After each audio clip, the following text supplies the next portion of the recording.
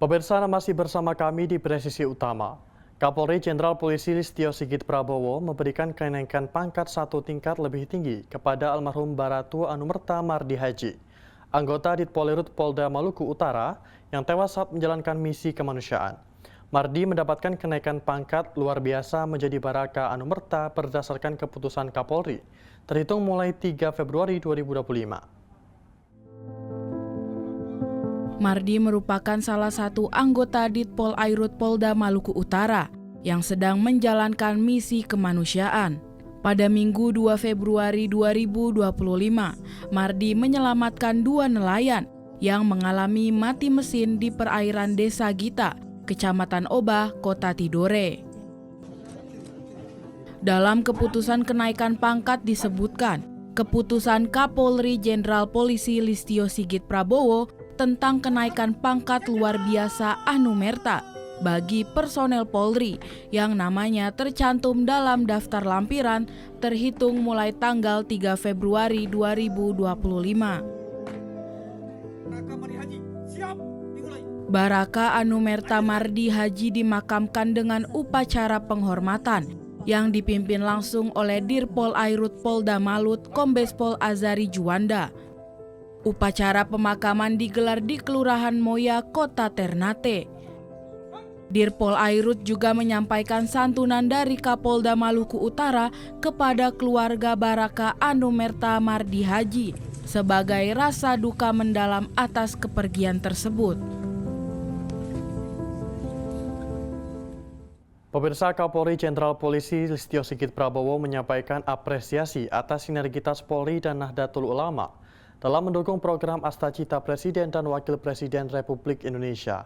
Hal ini disampaikan dalam pidato Kapolri pada Musyawarah Nasional dan Konferensi Besar NU di Jakarta pada Rabu 5 Februari 2025. Kapolri Jenderal Polisi Listio Sigit Prabowo menghadiri Musyawarah Nasional dan Konferensi Besar Nahdlatul Ulama yang dilaksanakan Rabu 5 Februari 2025 bertempat di The Sultan Hotel, Jakarta Pusat.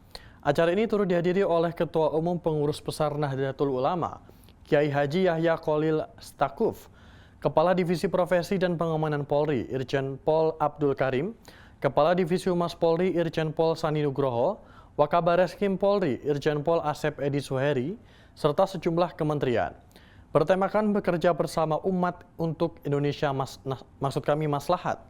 Kapolri Jenderal Polisi Listio Sigit Prabowo menyampaikan pidato terkait kerjasama Polri dan Nahdlatul Ulama, sekaligus menyampaikan rasa terima kasih serta apresiasi setinggi-tingginya kepada Nahdlatul Ulama yang telah hadir di tengah elemen bangsa, utamanya Polri, dan terlibat dalam berbagai giat kepolisian sekaligus menjadi pelopor dalam menjaga toleransi bangsa.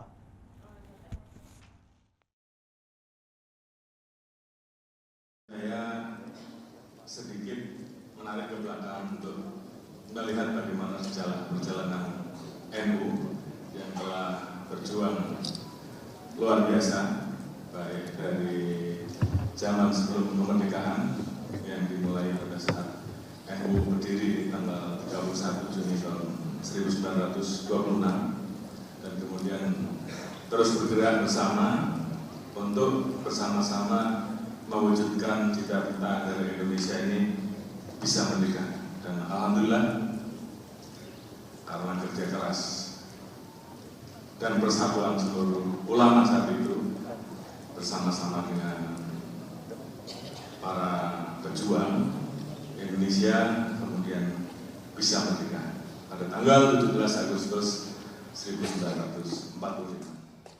Pemirsa, Polda Jawa Tengah turun ke lapangan untuk membantu masyarakat terdampak tanah longsor di Kabupaten Pekalongan. Dalam upaya pencarian korban, unit K9 dari Ditsabara Polda Jateng turut dilibatkan.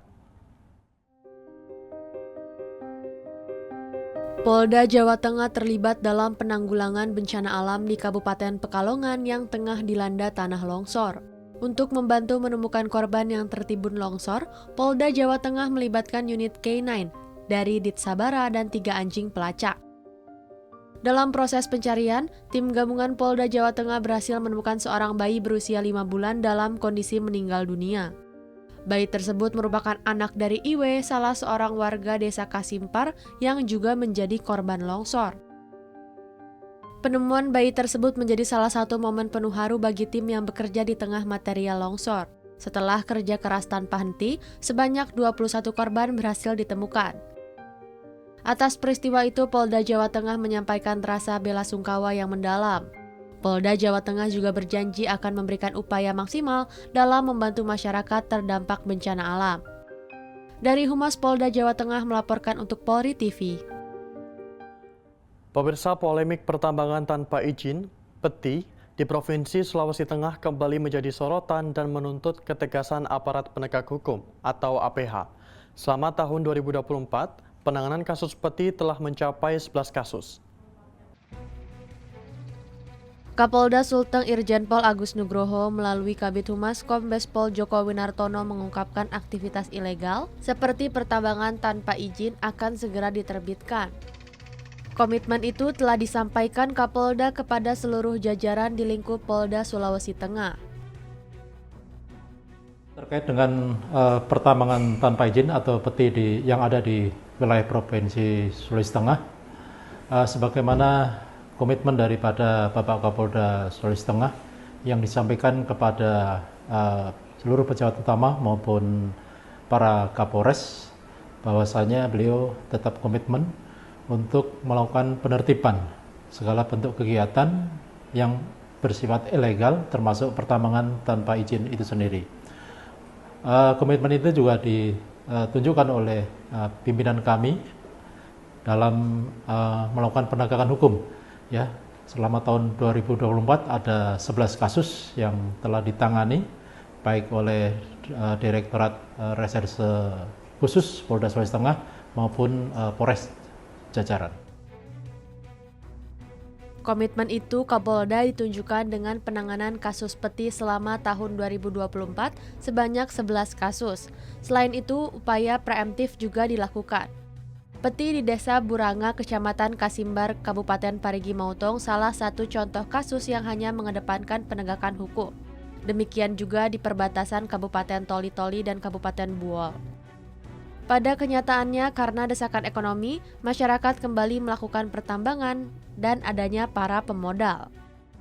Dalam penanganannya sendiri, tentunya kita akan melakukan upaya-upaya secara preemptif maupun preventif, karena di dalam penertiban daripada pertambangan tanpa izin sendiri, kita tidak hanya berhadapan dengan para pemodal, di dalamnya juga ada ratusan bahkan ribuan masyarakat yang menggantungkan mata pencariannya dengan melaksanakan kegiatan pertambangan tanpa izin di lokasi-lokasi yang ada di wilayah Provinsi Sulawesi Tengah. Penertiban peti tidak hanya dilakukan melalui penegakan hukum oleh pihak kepolisian, tetapi juga perlu sinergitas dengan sejumlah instansi terkait. Oleh karena itu, penanganannya perlu dilakukan secara komprehensif dan berkelanjutan oleh instansi terkait. Humas Polda Sulawesi Tengah melaporkan untuk Polri TV.